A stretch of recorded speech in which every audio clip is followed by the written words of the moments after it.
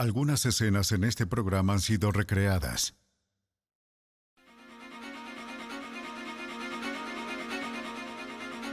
Un sombrero, un guante, un rastro de sangre. Los investigadores creían que los llevaría a un asesino. La fiscalía pensó que contaba con una evidencia sólida y con bases, respaldada por una ciencia rígida. La defensa argumentó que la evidencia estaba manchada y que la ciencia era de mala calidad. El jurado encontró una duda razonable acerca de la culpabilidad de Orenthal James Simpson y serias dudas sobre los forenses.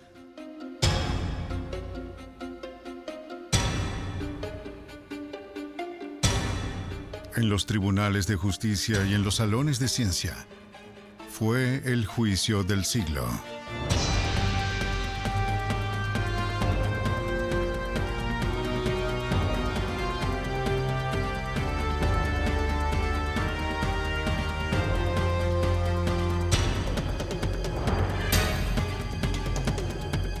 Los nuevos detectives, casos estudiados por la ciencia forense. El juicio del siglo. Los Ángeles, California. La capital mundial de los medios de comunicación. Una ciudad famosa por el sol, las celebridades y el escándalo. Pero incluso para los estándares de Los Ángeles, los eventos de junio de 1994 fueron electrizantes. En un suburbio influyente, 2 personas fueron encontradas brutalmente asesinadas. El principal sospechoso era una estrella de fútbol convertida en actor de cine. Todos los ojos se enfocaron en el Palacio de Justicia del Condado de Los Ángeles, mientras el juicio se desarrollaba como una película de Hollywood. Durante 10 meses, el estado de California contra Orenthal James Simpson se jugó en la corte y en los televisores de todo el mundo. El 3 de octubre de 1995, el mundo contuvo el aliento cuando el jurado emitió su decisión. Le tomó poco menos de 3 horas para llegar a su veredicto. Nosotros, el pueblo, en el caso del estado de California versus Orenthal James Simpson, encontramos al acusado inocente. El veredicto fue un shock para los fiscales del distrito del condado de Los Ángeles, que trabajaron en el caso, y para las familias de las víctimas. Pero para la defensa fue la confirmación de que la calidad de la evidencia debe sopesarse antes de privar a una persona de su libertad. Desde el principio, Simpson también estaba siendo juzgado en el Tribunal de la Opinión Pública. Aunque muchos aplaudieron el veredicto, otros quedaron aturdidos.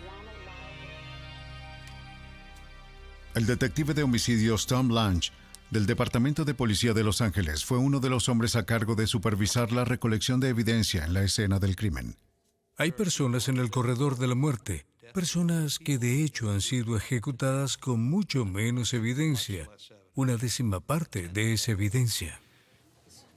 El abogado defensor Barry Scheck fue miembro del equipo soñado de Simpson y uno de los críticos más efusivos de cómo la evidencia contra O.J. Simpson fue recogida y procesada.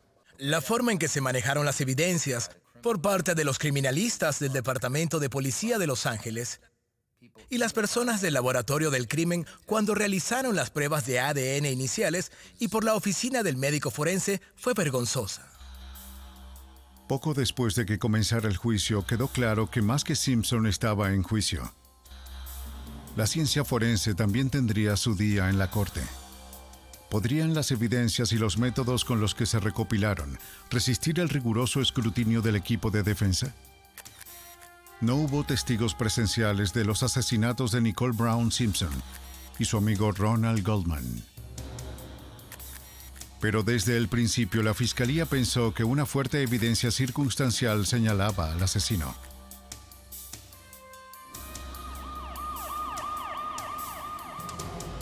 En la sección de Brentwood de Los Ángeles, en la madrugada del 13 de junio de 1994, un perro condujo a algunos vecinos a la acera frontal del condominio de Nicole Brown Simpson.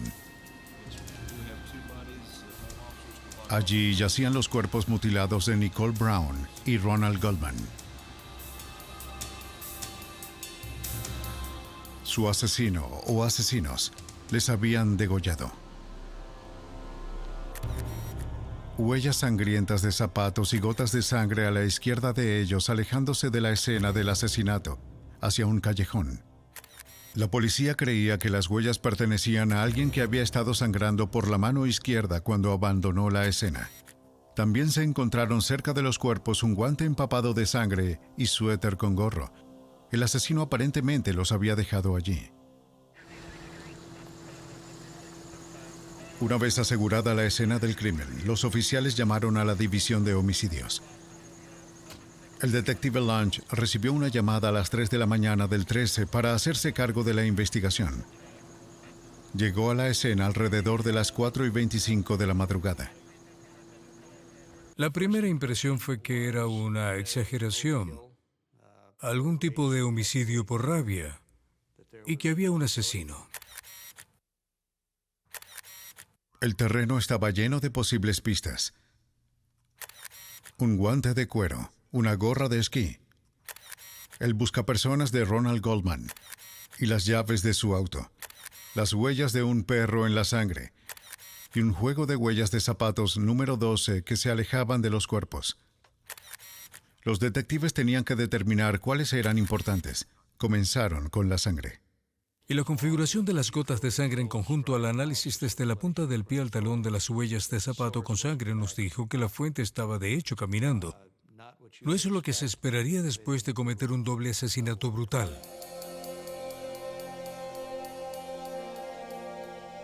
Hay una interrupción en su forma de andar y él se detiene y hay 2 o 3 impresiones que señalan hacia dónde estaba, indicando la posibilidad de que el asesino se detuviera y mirara hacia atrás.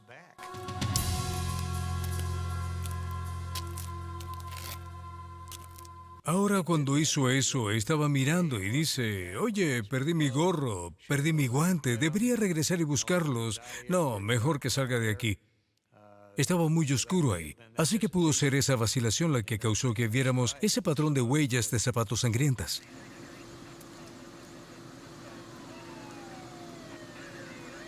A petición de su superior, Lange abandonó la escena del crimen para notificar al marido de la víctima, la ex estrella del fútbol y locutor O.J. Simpson, que su ex esposa había sido asesinada.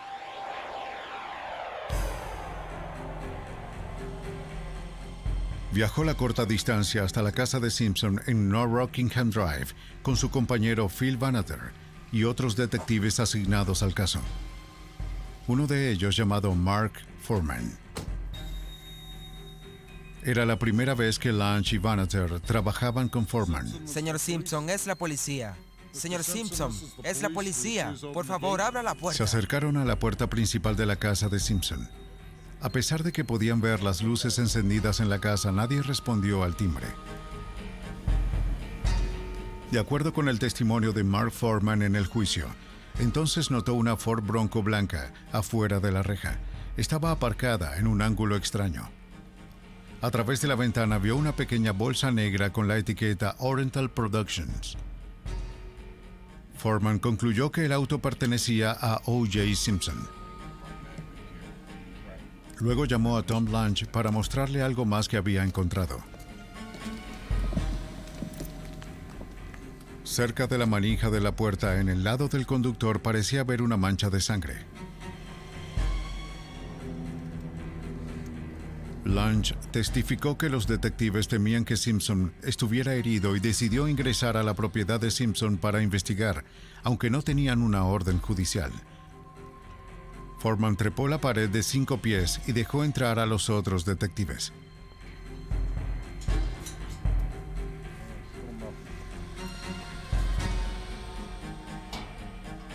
Lange y Vanater revisaron la puerta principal, mientras Foreman investigaba detrás de la casa.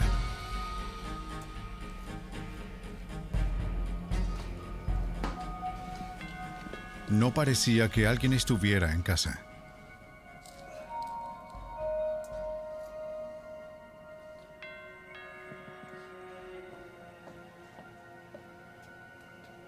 Los detectives sacaron a Kato Killing de un bungalú en la parte trasera de la casa.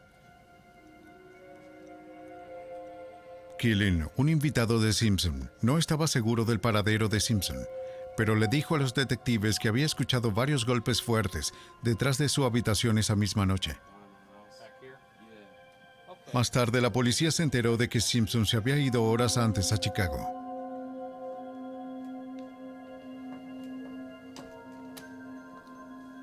Mientras que los otros detectives continuaron su búsqueda, Foreman solo fue a investigar la causa de los extraños ruidos que Killing informó. Encontró un guante ensangrentado a plena vista. Parecía coincidir con el guante empapado en sangre encontrado en la escena del asesinato. Foreman trajo a Banneter para mostrarle su descubrimiento.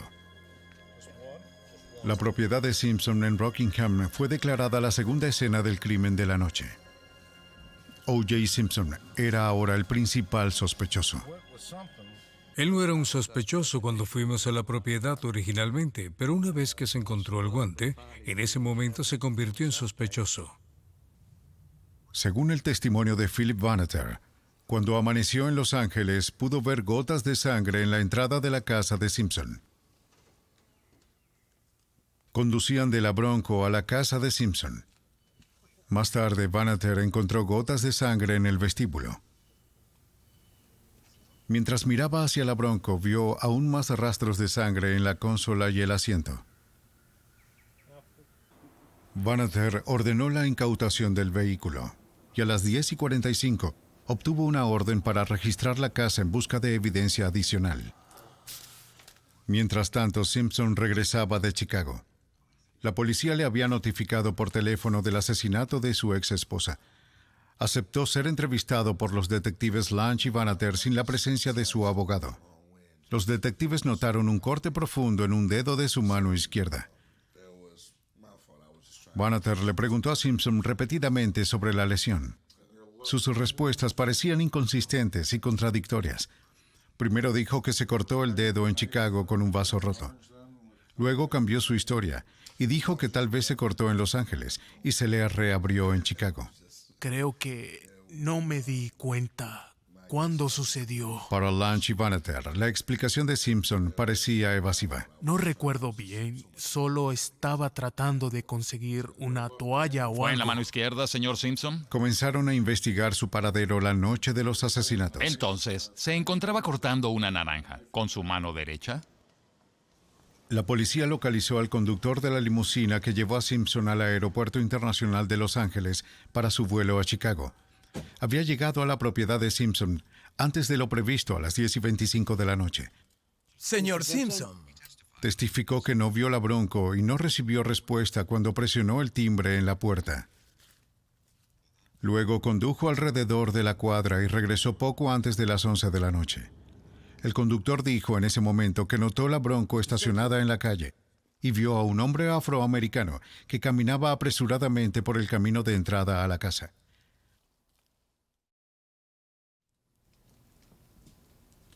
Entonces vio una luz encenderse.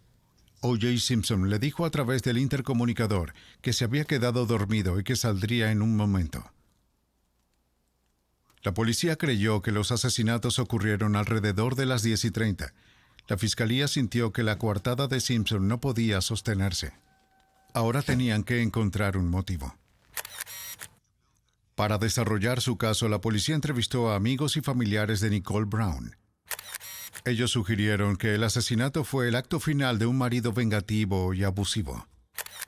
Nicole, maltratada y magullada, había llamado a la policía en 1989, acusando a Simpson de haberla golpeado. 911, emergencia. ¿Podría enviar a alguien aquí ahora al 325 de Gretna Green? Él está de vuelta, por favor. ¿Qué aspecto tiene? Él es O.J. Simpson. Creo que conoce su récord. ¿Podrías enviar a alguien para acá? ¿Qué está haciendo allí? Él acaba de conducir de nuevo.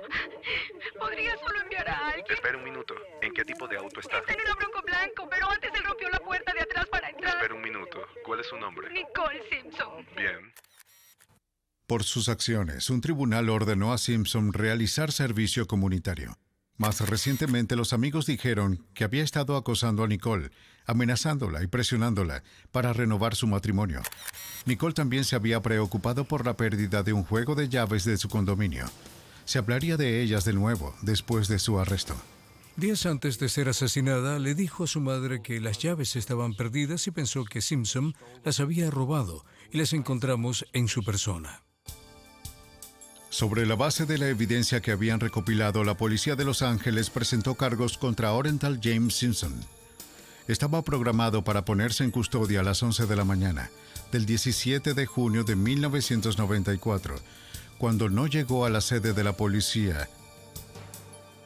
La policía de Los Ángeles fue a arrestarlo, solo para descubrir que había huido.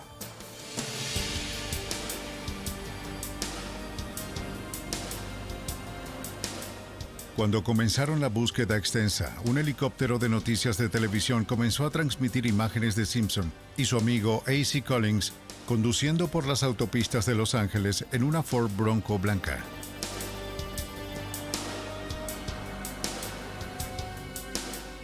Después de regresar a su mansión de Rockingham Drive, Simpson se rindió a la policía. La evidencia circunstancial y forense parecían confirmar la culpabilidad de Simpson. La fiscalía sintió que ahora tenían un caso que podía probarse más allá de una duda razonable. En cambio, el caso plantearía una nube de dudas sobre la propia ciencia forense. Una semana después del inicio de la investigación de los asesinatos de Nicole Brown Simpson y Ronald Goldman, la policía entregó su caso a la oficina del fiscal del distrito. Los fiscales, junto con Tom Lange y Phil Banneter, del Departamento de Policía de Los Ángeles, confiaban cada vez más en que su caso se presentaría en los tribunales. Phil y yo hablamos de que nuestras últimas 10 investigaciones de asesinatos combinados no tienen esta evidencia, así que sin duda hay más pruebas que desafío a cualquier fiscal para que me diga que han visto más, a menos que lo haya visto en el estadio de los Yankees frente a 80,000 personas. E incluso he oído hablar de más pruebas en un caso criminal que este. La fiscalía acumuló lo que se sentía como una montaña de evidencia. Los 2 guantes manchados de sangre, sangre encontrada en la escena, en la Bronco de Simpson y en su ropa, así como también en el cabello encontrado en la gorra del suéter, compatible con el de un hombre afroamericano. Esto es una evidencia muy importante. Circunstancial, sí. Pero la evidencia es extremadamente importante. Pero lo que es interesante en este caso es todo lo que terminó en el intento de huida de O.J. Simpson. Nada fue exculpatorio. Nada decía que alguien más estuviera involucrado o una segunda persona. Nada decía que él no lo hizo. El juicio de O.J. Simpson por el asesinato de su ex esposa Nicole Brown y su amigo Ronald Goldman comenzó en enero de 1995 en el juzgado del condado de Los Ángeles. Debido a que las cortes del estado de California permiten cámaras de televisión, una audiencia de millones de personas siguió el juicio día tras día. Fue el juicio más visto de la historia. Para el detective de la policía de Los Ángeles, Tom Lange, esto dificultó los testimonios. Así que estoy en el estrado después de todos estos días y tengo un jurado mirándome. Por encima de ellos está esta cámara con 50 millones de personas que me ven en vivo. Me estoy concentrando en esa cámara y todos estos millones de personas que me están mirando. ¿O me estoy concentrando en el abogado y en las preguntas que me hacen? Ese es el impacto negativo que puede tener mucha publicidad en un caso. Y jugó un papel aquí.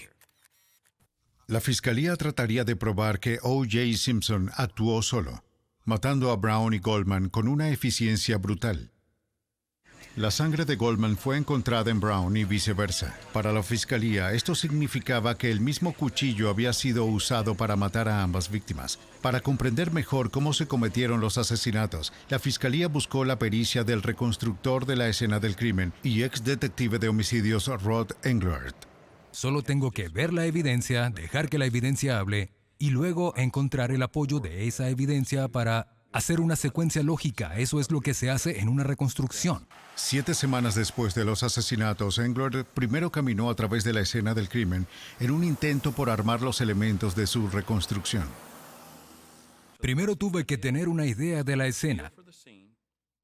Las dimensiones, el espacio, caminar por la casa de Nicole, subir, bajar. Y puede resultar interesante. ¿Sabes qué buscaba? No sé qué buscaba. Solo lo sé cuando lo veo. Sé lo que está fuera de lugar.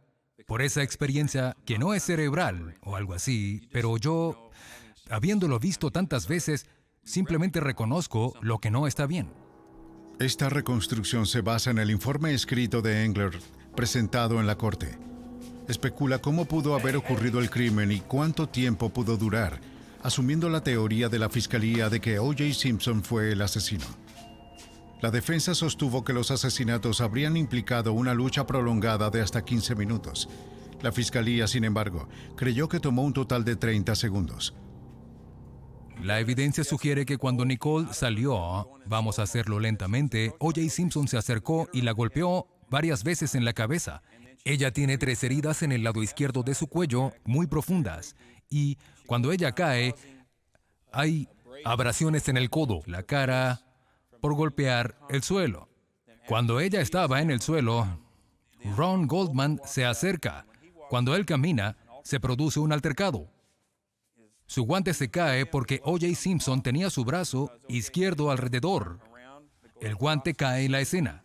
Incapacita a Ron Goldman y regresa con Nicole, recoge su cabello, corta su garganta de izquierda a derecha hasta su espina dorsal, baja su cabeza y con la evidencia que está en el cuchillo, vuelve para cortar la garganta de Ron Goldman. O.J. Simpson sangraba en los nudillos. Luego arrastra el cuerpo de Goldman a su lado izquierdo, en esta posición. Luego vuelve con Nicole, la pisa en la espalda. Hay una impresión de pies en el área de su espalda. Y luego abandona la escena. A Englert también se le ocurrió la teoría de cómo se quedó el guante del asesino en la escena del crimen y cómo O.J. Simpson se cortó la mano.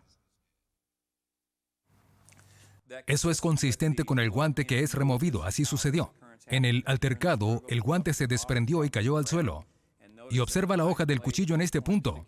Saca el dedo, sería paralelo a donde estaría la mano de O.J. Así podrías venir y hacer esta incisión, que estaba en su dedo. Todo es en paralelo. No hay nada que se cruce, y esto es consistente con la evidencia que indica que hubo una lucha. Los fiscales sintieron que al cortar su propio dedo, Simpson había dejado inadvertidamente el rastro de sangre, que por sí solo era altamente incriminatorio. Eso, más su motivo y la falta de una coartada, era bastante posible obtener una condena. Pero los detectives todavía tenían en su mayoría pruebas circunstanciales contra él. Intentarían congelar el caso a través del ADN recogido de las manchas de sangre. El análisis de ADN en las últimas 2 décadas había comenzado a revolucionar las investigaciones criminales. Hasta hace poco, las pruebas de sangre tenían un uso limitado para ayudar a identificar a los delincuentes. Al examinar lo que se denomina antígenos en sangre, los científicos podrían determinar su tipo A o B o AB, pero no pudieron rastrear una muestra de sangre de ninguna persona. A partir de la década de 1980, la ciencia prometió que las pruebas de sangre serían mucho más significativas al examinar su ADN. El ADN que se encuentra en cada célula de nuestro cuerpo contiene las instrucciones codificadas de nuestro ser, el color de nuestros ojos, nuestra altura y color de cabello, el tamaño de nuestro cerebro, etc. Como no hay 2 humanos iguales, excepto los gemelos idénticos, se entiende que no hay 2 personas que tengan el mismo conjunto de instrucciones de ADN. Al romper el código, los científicos pudieron identificar los patrones o marcadores que distinguen el ADN de una persona de otra. Se utilizan dos pruebas para aislar e identificar el ADN humano. Uno, llamado reacción en cadena de la polimerasa o PCR, requiere una pequeña muestra de células sanguíneas que luego se replican para producir una muestra más grande. Para la otra prueba llamada polimorfismo de longitud de fragmentos de restricción o RFLP, los investigadores deben comenzar con una muestra de células mucho más grande. La mayoría de las pruebas en el caso de Simpson utilizaron la prueba de PCR más simple. Aunque la mayoría de los tribunales han aceptado pruebas de ADN, sigue existiendo cierta controversia sobre su confiabilidad y sus métodos. Como los críticos de la ciencia de las huellas dactilares hace 100 años, algunos cuestionan si realmente hemos roto el código. Además de eso, la ciencia del ADN es difícil de explicar y para muchos jurados es difícil de entender. Los resultados del análisis de ADN en el caso de Simpson fueron impresionantes. Un experto de la fiscalía declaró que las gotas de sangre que se alejaban de la escena del asesinato probablemente eran de O.J. Simpson. Las probabilidades de que la sangre provenga de otra persona se calcularon en 1 en 170 millones. La sangre encontrada en la puerta trasera de la escena del crimen también fue identificada como la de Simpson. Aquí las probabilidades de que fuera de otra persona era de 1 en varios miles de millones, más que la población del planeta. Esto esencialmente probó que la sangre era de Simpson. La sangre de Simpson también se identificó en el panel de la puerta de la Bronco, el tablero de instrumentos y cerca del interruptor del faro. Simpson le dijo a la policía que había conducido la Bronco por última vez antes de que oscureciera el día de los asesinatos. Reconstruccionista de la escena del crimen Ron Englert. ¿Enciendes las luces a la luz del día? Realmente no. Así que hubo una transferencia en ese tablero que era sangre compatible con el ADN de O.J. Simpson. Pero aún es más notable la consola entre el asiento del pasajero y el asiento del conductor. Había muchos patrones de transferencia y uno era de una mano en el lado posterior de la consola, entre el asiento del pasajero y la consola, en el que se pueden ver marcas distintivas de los dedos. Una transferencia y luego hay otro golpe. Estas transferencias pertenecen y son consistentes con el ADN de ambas víctimas. Pero para la defensa, el experto en salpicaduras de sangre forense, Herbert McDonald, declaró que desconfiaba de la sangre encontrada en la Bronco porque era muy pequeña. No veo cómo alguien pudo haber estado en una lucha con Ron Goldman o, para el caso, con Nicole Brown, donde la sangre estaba por toda el área y no se recibe mucha más sangre de lo que se informó sobre el señor Simpson o en su Bronco. La Bronco, en mi opinión, tenía menos de una gota en total en todo ese vehículo. Independientemente de la sangre en la Bronco, las pruebas de ADN de la Fiscalía habían identificado la gran cantidad de sangre de ambas víctimas de asesinato en el guante encontrado detrás de la casa de campo de Cato Killing. Las pruebas forenses reunidas por la policía y la Fiscalía apuntaron con un dedo sangriento a O.J. Simpson. La defensa apuntaría con su dedo a la policía. La defensa en el caso Simpson enfocaría su ataque a una cadena de eventos que comenzaría en las primeras horas del 13 de junio de 1994. El abogado defensor Barry Scheck sostuvo que lo que sucedió y lo que no sucedió en las 24 horas posteriores a los asesinatos fue suficiente para poner en duda el caso de la Fiscalía. Hubo una falta de esfuerzo coordinado entre los criminalistas, los detectives y los médicos forenses. Y uno desea asegurarse de mantener a todos fuera de la escena del crimen hasta que lo hayan examinado detenidamente, buscando lo inesperado, asegurarse de haber visto absolutamente todo antes de permitir a todo tipo de curiosos y, ya saben, los supervisores entran y salen y destruyen la escena del crimen. La defensa se dispuso a probar que la recolección de evidencia fue de mal en peor.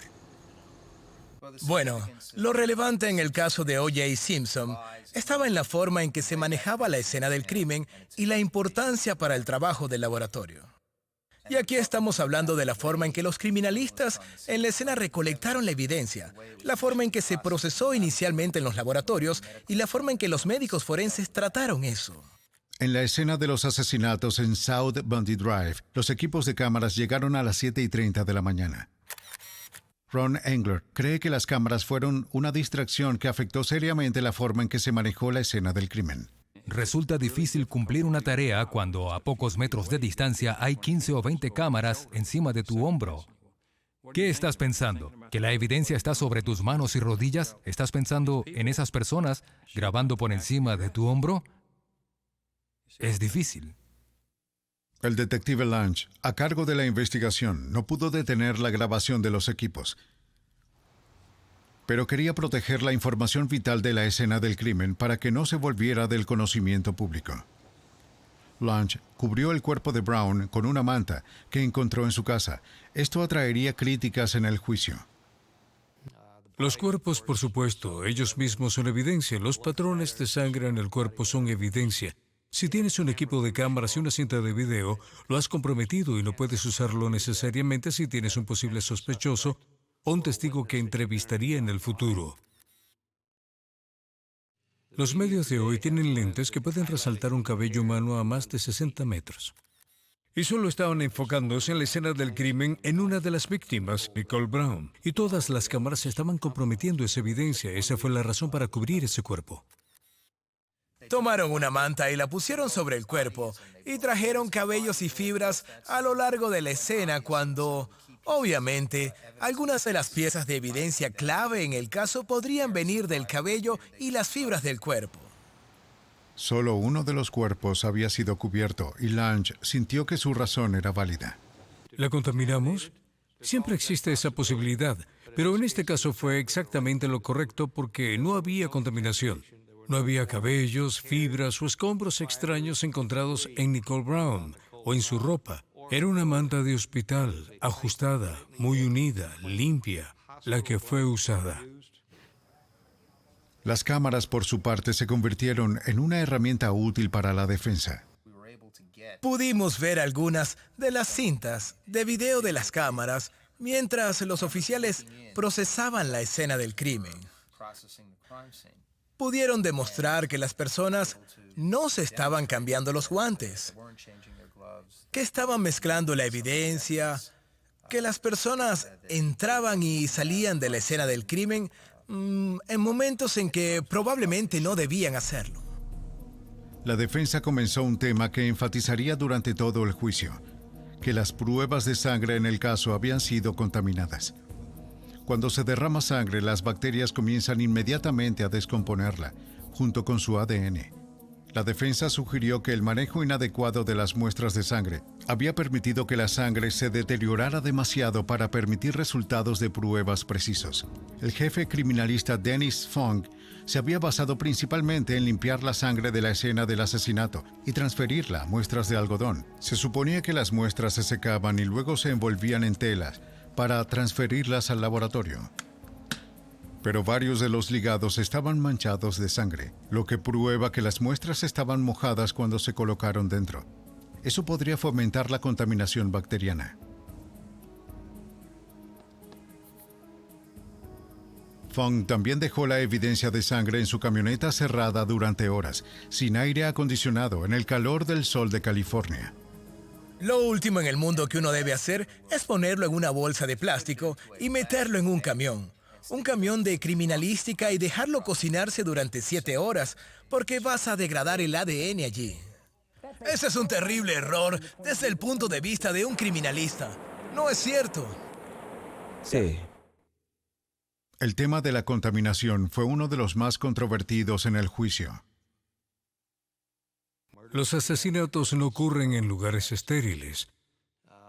Hubo contaminación, siempre la ha habido, pero te llevaría a creer que esto afectó de alguna manera el resultado de esta evidencia de sangre. Y la realidad de ello es que no lo hizo. El hecho es que si observa estrictamente el ADN en este caso, podría haber recolectado todas esas muestras de sangre y haberlas colocado en Bondi Drive durante un mes y dejar que el tráfico pase sobre ellas y luego recogerlos. ¿Eso lo va a contaminar? Bueno, seguro que sí. ¿Eso va a cambiar las propiedades del ADN? ¿Eso va a hacer que el ADN de O.J. Simpson aparezca allí? No. ¿Está ahí o no está? Es tan simple como eso. Pero Scheck planteó otro argumento, que los criminalistas en la escena pueden haber mezclado algunas de las muestras de sangre, de modo que nadie pudiera decir de quién era la sangre. Dennis Funk primero recolectó gotas de la sangre de Simpson en la casa de O.J. Luego llegó a la escena del asesinato para recolectar muestras de sangre allí. Un extenuante interrogatorio por parte de Barry Scheck suscitó serias dudas de que Funk había cambiado sus guantes o incluso dañó los guantes mientras recolectaba pruebas en la escena del crimen. Hubo algunos momentos durante el juicio en los que lo que más recuerda a todo el mundo es que el señor Funk estaba recogiendo ese sobre de la escena y afirmaba que, por supuesto, lo había hecho con los guantes puestos. De repente, en la sala del tribunal, de una manera que nunca lo habíamos hecho antes porque teníamos un mejor reproductor de video en la sala y se podía ver muy claramente a Dennis Funk agarrando el sobre y tocándolo sin sus guantes. La defensa fue un paso más allá. Argumentó que además de los procedimientos de recolección ineptos, se cometieron más errores cuando se analizaron las muestras. Sostuvo que el manejo de las muestras en el laboratorio era tan descuidado que no se podía confiar en los resultados de las pruebas. Este es un laboratorio que operaba sin un protocolo, sin procedimientos para entrenar a la gente. Nadie les había enseñado a hacerlo correctamente. Eso fue evidente. A medida que la defensa se alejaba constantemente del caso de la fiscalía, otra teoría comenzó a tomar forma. ¡Alguien jugó con esta evidencia! Una conspiración policial en contra de O.J. Simpson. La montaña de pruebas forenses en el caso Simpson se estaba convirtiendo en escombros. La defensa ahora planteaba su propia teoría. Algunas de las pruebas habían sido plantadas. La prueba inició en la puerta del condominio de Nicole Brown. Según el testimonio, la policía regresó a la escena del crimen 3 semanas después de los asesinatos y encontró la sangre de Simpson en la puerta trasera, cerca de las sangrientas huellas del asesino. Debido a que se perdieron durante la investigación inicial, la defensa sugirió que pueden no haber estado allí en el momento del asesinato. El detective Tom Blanche reconoce que la sangre de la puerta debió recolectarse antes. Generalmente, en una escena del crimen, el detective hará un recorrido final con el criminalista, la agente de fotografía, la agente de huellas dactilares, otros detectives que han hecho escrutinios y otras cosas. Y vamos a caminar a través. Hicimos esto, hicimos eso. Si eso hubiera ocurrido aquí, no habríamos tenido el problema con la sangre en la puerta trasera. Durante su interrogatorio inicial, Simpson aceptó dar a la policía una muestra de sangre. La defensa sugirió que alguien había plantado algo en la puerta.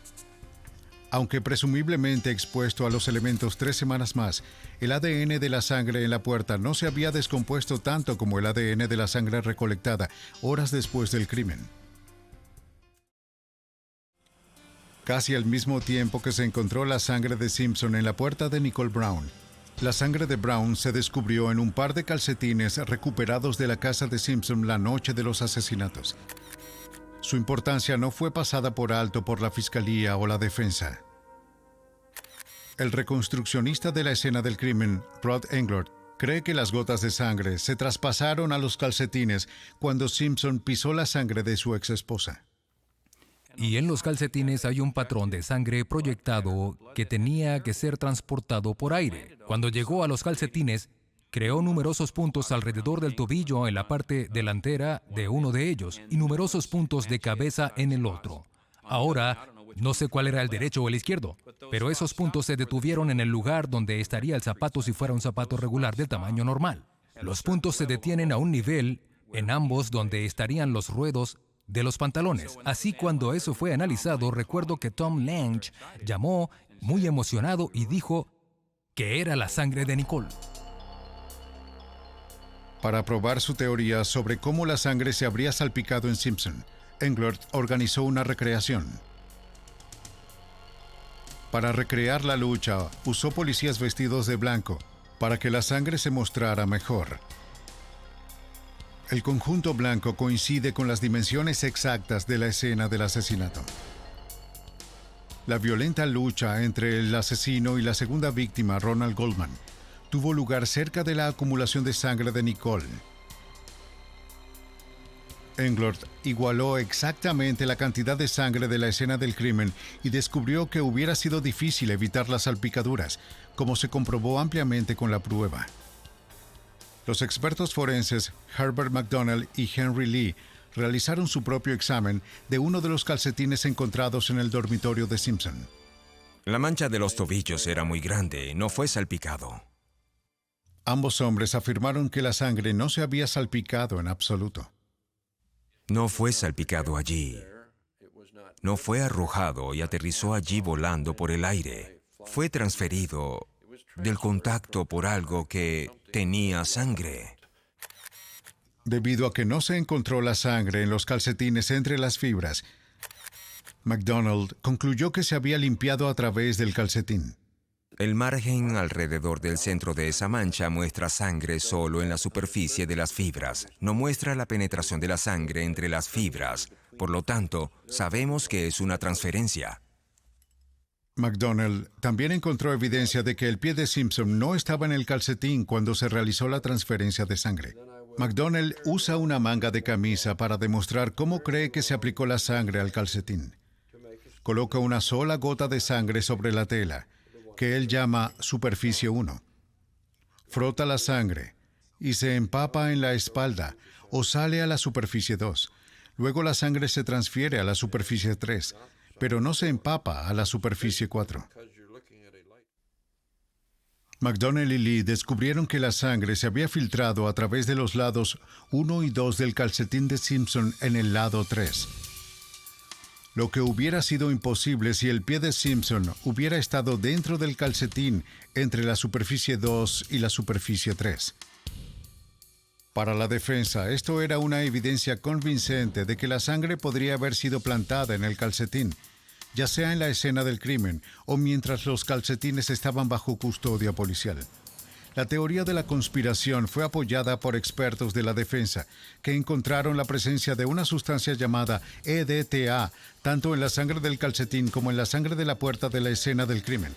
El EDTA es un conservante que se agrega a la sangre en un tubo de ensayo para evitar que se coagule.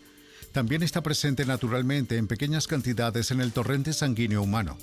Pero los expertos declararon que la cantidad de EDTA en las dos manchas de sangre era mucho más alta de lo normal, lo que sugiere que la sangre de la puerta y los calcetines provinieron del laboratorio. Caída pero no derrotada, la fiscalía sacó su evidencia más dramática. El juicio de O.J. Simpson llegó a un punto de inflexión con el par de guantes. Junto a ellos se mezclaba la sangre de ambas víctimas del asesinato. Según el testimonio en el juicio, un guante fue encontrado en la escena de los asesinatos, el otro en la propiedad de Simpson en Rockingham Drive. Pero una manifestación ahora infame en el tribunal socavó seriamente la evidencia. El equipo de la fiscalía decidió que Simpson se probara los guantes delante del jurado. El resultado fue un desastre. Los guantes, al parecer, no le quedaban. La fiscalía se vio obligada a dar una explicación.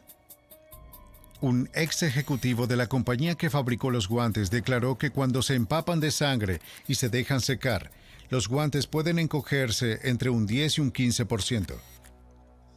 Para ver si eso era posible, McDonald probó esta teoría con un par de guantes idénticos. Así que tomé los guantes que me enviaron y derramé mi propia sangre sobre estos guantes en una condición controlada para saber exactamente cuánta sangre quedaba en los guantes. Estaban mojados, la sangre se impregnó en ellos y esperamos a que secara.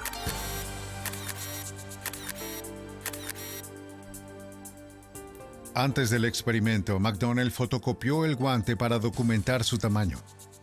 Después de que se secó el guante ensangrentado, lo volvió a fotocopiar para comparar. Se había contraído menos de 1%. A continuación, quería averiguar qué tan pequeño se volvería el guante si realmente se encogiera tanto como afirmaba el fabricante. Usó la fotocopiadora para reducir el guante de 10 a 15% de su tamaño original. Luego comparó las reducciones con la fotocopia original. El cambio fue enorme. Con un 15%, los guantes se habrían encogido en 1,5 pulgadas. En opinión de McDonnell, nada podría reducir eso drásticamente de la noche a la mañana. Como parecía poco probable que los guantes pertenecieran a Simpson, la defensa tuvo una oportunidad para ampliar su teoría de una conspiración policial. Ya había sugerido que alguien había plantado sangre en la puerta trasera de la escena del asesinato y en los calcetines de la habitación de Simpson. Ahora presentó la teoría de que el guante encontrado en la propiedad de Simpson también se habría plantado deliberadamente. Mark Foreman estaba solo cuando encontró el guante en la casa de Simpson. También había estado entre los primeros detectives en llegar al condominio de Brown, donde se había encontrado el primer guante. La defensa sugirió que Foreman había recogido el segundo guante en la escena de los asesinatos, lo había llevado con él a la propiedad de Simpson y lo había plantado en el camino detrás de la cabaña de Kate O'Keefe. Para el detective Lange de la Policía de Los Ángeles, habría sido imposible para Foreman haber encontrado el segundo guante en la escena de los asesinatos, ya que él era el 13º detective que firmaba el registro. Porque 12 personas allí antes de Foreman solo vieron un guante. Y es muy lógico la forma en que Foreman encontró el guante y estaba haciendo lo que cualquiera hubiese hecho luego de una entrevista con Kate O'Keefe. Llevando su teoría un paso más allá, la defensa sugirió que antes de plantar el guante, Foreman podría haberlo usado para untar la sangre de las víctimas dentro de la Bronco de Simpson. Fue una afirmación que hizo hervir la sangre de la policía de Los Ángeles. Mark Foreman no plantó ninguna sangre. Absolutamente no lo hizo. No lo hizo. Él no tendría conocimiento de cómo hacerlo y no hay evidencia de eso. No había salpicaduras de sangre en la Bronco. No había gotas. Todo fue transferido. Y el significado de esto fue que se transfirió en los patrones consistentes con uno que tenía sangre en sus manos o posiblemente en la ropa para entrar y abrir la puerta. Abrir la puerta interior, encender las luces, tocar con las manos y transferir sangre requiere mucho conocimiento. Y ser tan astuto acerca de lo que podría suceder, no tengo esa capacidad. No conozco a nadie que lo haga para que sea consistente. Y luego repetirlo con los calcetines de la casa es simplemente imposible. La defensa no tenía evidencia real de que el guante fue plantado, y al principio no pudo proporcionar ningún motivo para que Foreman lo plantara. Pero eso pronto cambió. Y en su juramento usted dice que nunca ha usado la palabra negro para referirse a un afroamericano en los pasados 10 años, detective. No, eso es lo que estoy diciendo. Entonces quiere decir que si aquí viene alguien y lo acusa de haber llamado negro a algún afroamericano, ¿estaría mintiendo? Sí, así es. ¿Todos ellos? Sí, todos. En uno de los momentos más dramáticos del juicio, la defensa presentó evidencia de que Foreman había expresado su odio hacia los negros. La defensa había encontrado su arma final para arrojar dudas sobre el caso de la fiscalía. Jugó la carta del racismo. Tom Lange siente que el tema de la raza era irrelevante. El racismo de Foreman o lo que sea Foreman no tiene nada que ver con que 2 personas sean asesinadas. Es desafortunado que estuvieran en el medio durante las primeras horas, pero tienes que lidiar con eso. Y si crees que plantaron pruebas, necesitamos ver pruebas de eso. Caso número B8097211. Nosotros, el jurado... La fiscalía había estado tan segura de su evidencia forense que había retenido otra evidencia que señalaba la culpabilidad de Simpson por temor a agotar la paciencia del jurado. Pero la defensa efectivamente anuló cada pieza que presentaba. alegando que había sido contaminada por un manejo descuidado y un desprecio por los procedimientos establecidos para protegerla. El 3 de octubre de 1995, Orenthal James Simpson fue declarado inocente de los asesinatos de Nicole Brown Simpson y Ronald Goldman. Tom Blanche está convencido de que el jurado hizo caso omiso de las pruebas convincentes que la fiscalía había presentado. Creo que la fiscalía probó su caso más allá de una duda razonable. Nunca he visto tanta evidencia. Había una tremenda cantidad de evidencias que no tomaron en cuenta, pero aún así la había. Jamás vi que obviaran tanta evidencia. Cuando un jurado regresa en 2 horas y media, es bastante evidente que no hicieron lo que se les ordenó. Independientemente del resultado, independientemente de si es culpable o no culpable, ellos no hicieron lo que se les dijo que hicieran. El abogado defensor Barry Scheck siente que el veredicto del jurado se basó directamente en una duda razonable. Él cree que la forma en que el Departamento de Policía de Los Ángeles manejó la evidencia fue totalmente inadecuada. La gente en la comunidad forense reconoció que esto estaba mal, que estos procedimientos eran inaceptables. Cuanto más sofisticada es la tecnología, más importante es la evidencia forense. Mayor es la importancia que estas personas desarrollan y son capaces de mantener un alto grado de independencia y profesionalismo. Este tipo de laboratorio es el tipo de laboratorio que estudia la escena del crimen y es nuestro mejor recurso para condenar a los verdaderos culpables y exonerar a los verdaderos inocentes.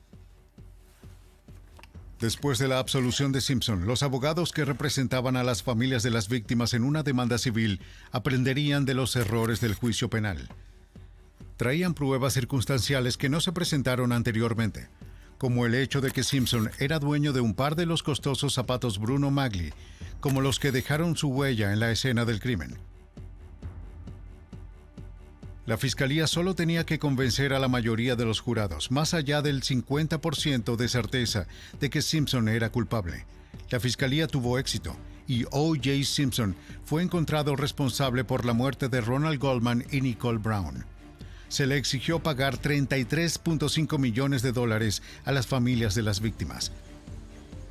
Durante el juicio penal, la fiscalía tenía lo que consideraba una evidencia irrefutable. Estaba mal. Las técnicas de manejo y recolección descuidadas robaron la evidencia de su poder. Solo sirvió para levantar dudas. Las consecuencias del juicio de Simpson resonaron en los salones de la ciencia. Los forenses en sí mismos se colocaron en el estrado y quedó claro que el testigo más confiable también puede ser el más fácilmente comprometido. Algunas escenas de este programa han sido recreadas. Un anciano es asesinado a tiros delante de su familia en una celebración del 4 de julio. Nadie sabe de dónde vino la bala. ¿Cómo puede la policía rastrear al asesino? Un carismático líder de las Panteras Negras muere en una redada policial. Sus partidarios dicen que fue asesinado. La policía dice que le dispararon en defensa propia. ¿Puede un experto forense determinar quién está mintiendo? Un niño muere en un tiroteo. ¿Puede una computadora de última generación vincular pruebas de este delito con otro y ganar una condena? Toma una fracción de segundo para que un arma cause la muerte. Resolver un crimen toma mucho tiempo. Pero con el aumento de la velocidad, la experiencia y la precisión, los detectives forenses se están concentrando en su objetivo mortal.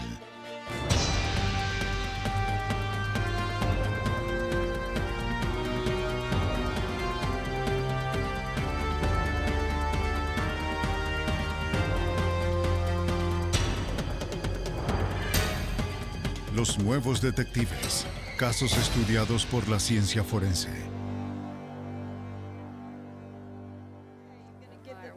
Objetivo mortal. En Bloomingdale, Illinois, 64 kilómetros al noroeste de Chicago.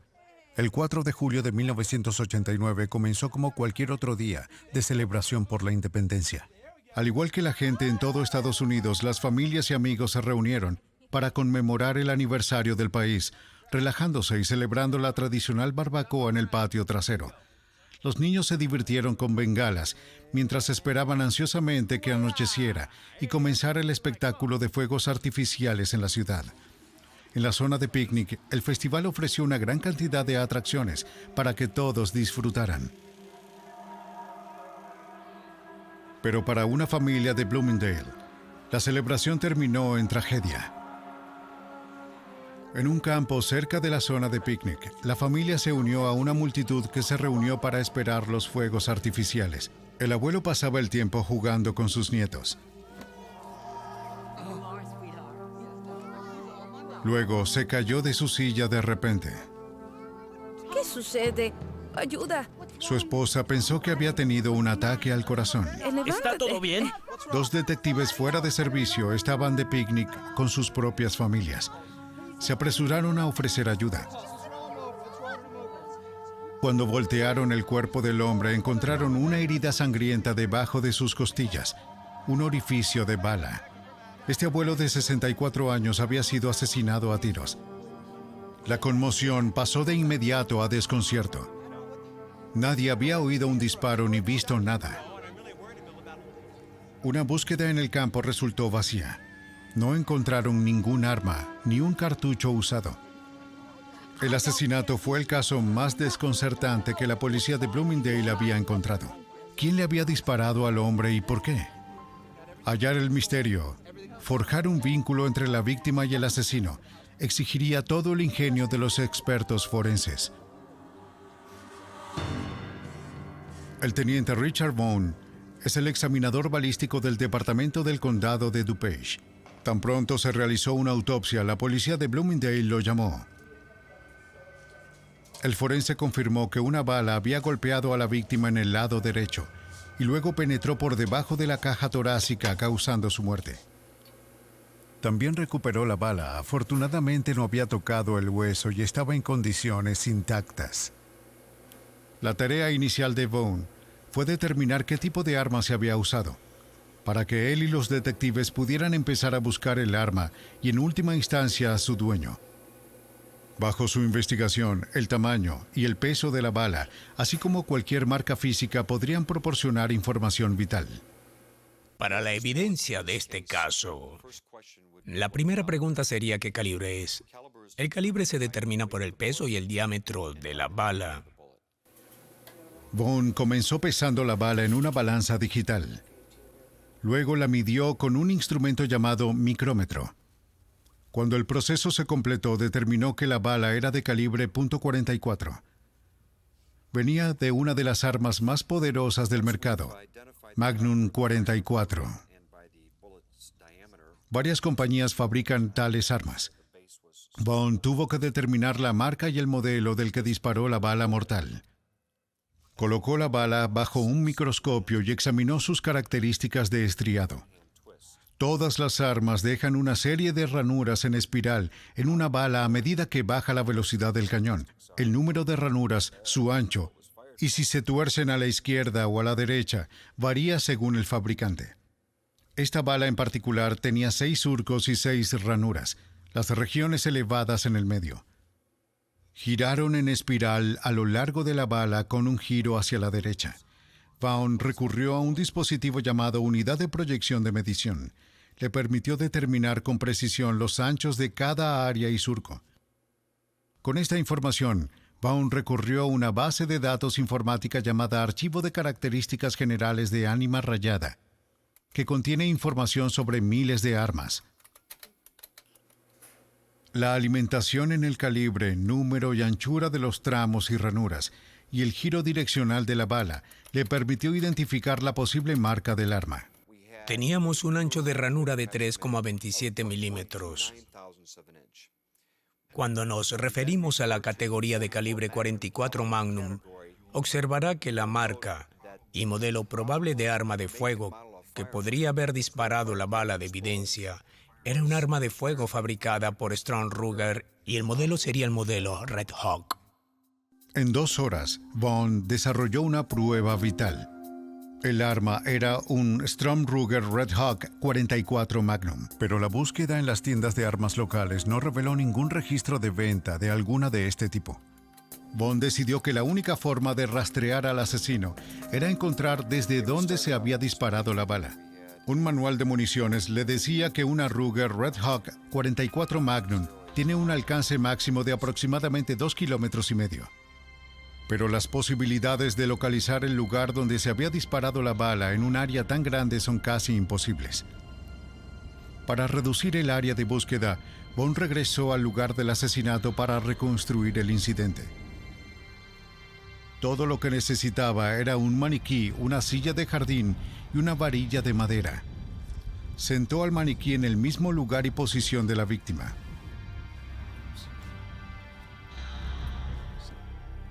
Luego introdujo la varilla en el cuerpo en el ángulo preciso de la herida. La varilla representa la trayectoria real de la bala. En vista de que tenemos una herida aquí en el lado derecho y la bala fue recuperada en el lado izquierdo, notará que la varilla está apuntando en esta dirección. Ahora nos referiremos a esto como la supuesta trayectoria de la bala. La varilla apuntaba aproximadamente hacia el noroeste. Si Bond tenía razón, esa era la dirección desde la que se había disparado la bala. En su laboratorio comenzó a trazar el mapa del área donde la policía debería centrar su búsqueda. Este es un mapa específico de Bloomingdale que pude obtener en el Departamento de Carreteras y que demuestra o representa el área de búsqueda.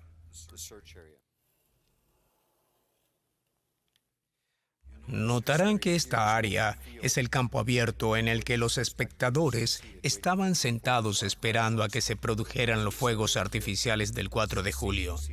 La víctima estaba sentado en una silla aquí. Ahora, habíamos determinado por un cuadrante que nuestra área de búsqueda iba a ser al norte y noroeste. ¿Pero desde dónde se había disparado la bala en el área de búsqueda?